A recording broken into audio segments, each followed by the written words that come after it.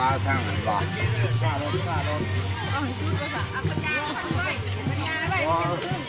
ต้องเพิ่นว่าท่านคือท่าน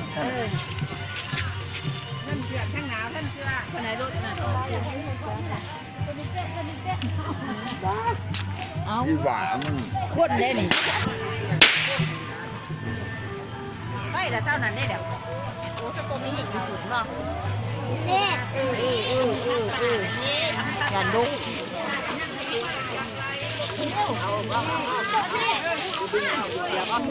เล่นแต่จอกจะปากเล่นแต่จอกป้าละนะสมาชวน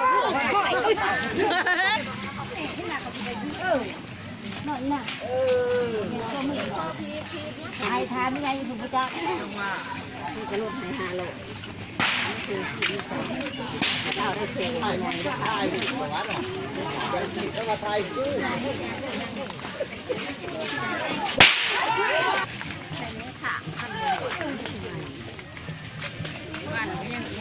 ไม่แต่ว่าทายแต่ว่าตกทำยังไงทำเป็นว่า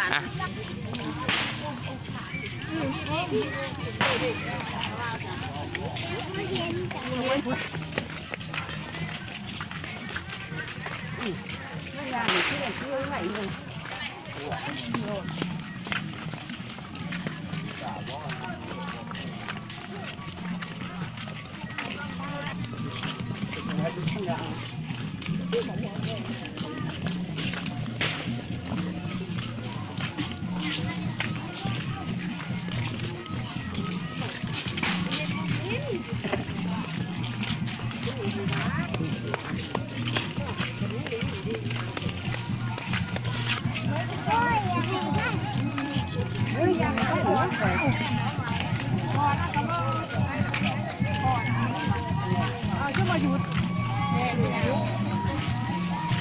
ไปเบิ้งเขากิน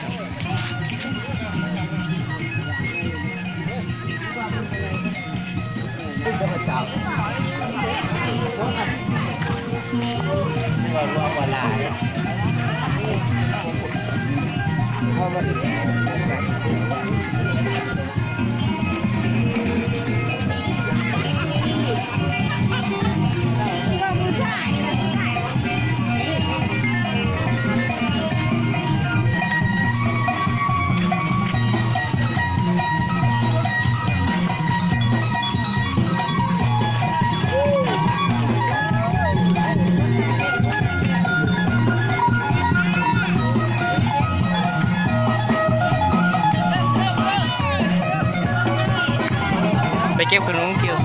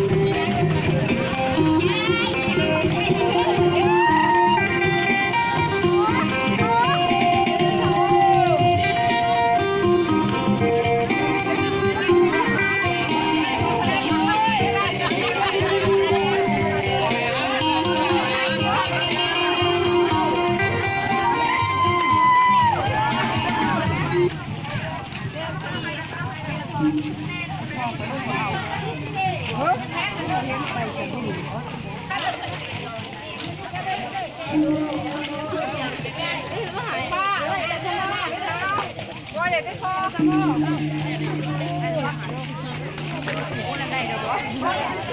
เฮ้ย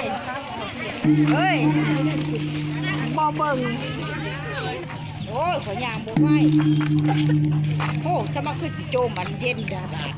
เสียไงถูกเข้าอยากเข้าแล้วบ่ไปนั่งอยู่หันจักอยากเข้าอยากแก่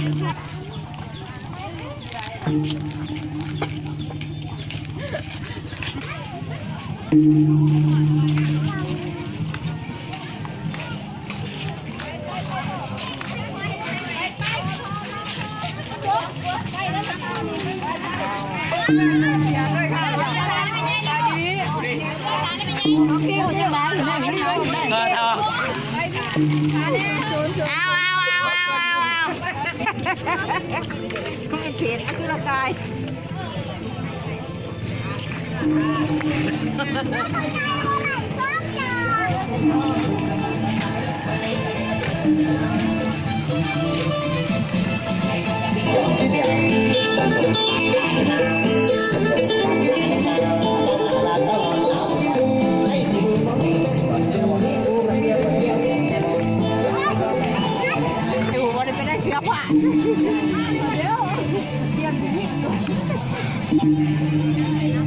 ได้งานรถเดี๋ยวจังว่า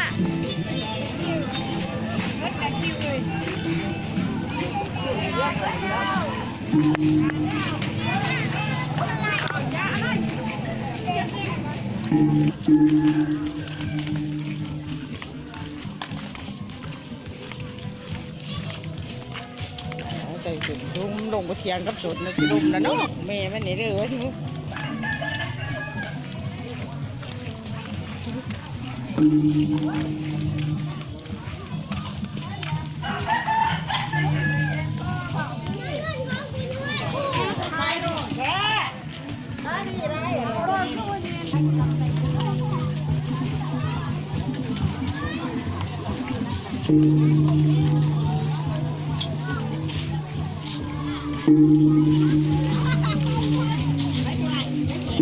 อกไปแม่ถูกไปบุญแล้วน้ำร้านถูกให้